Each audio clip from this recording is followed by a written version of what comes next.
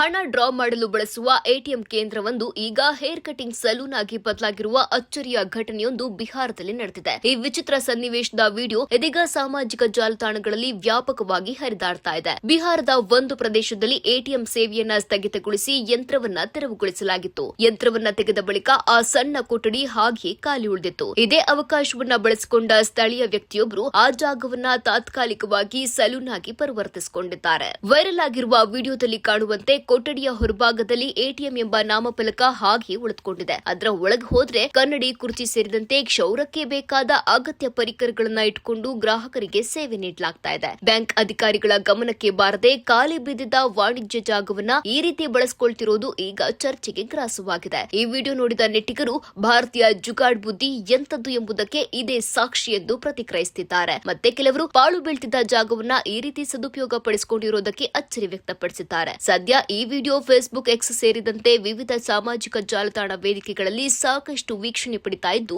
ಜನರ ಗಮನ ಸೆಳೆತಾ ಇದೆ.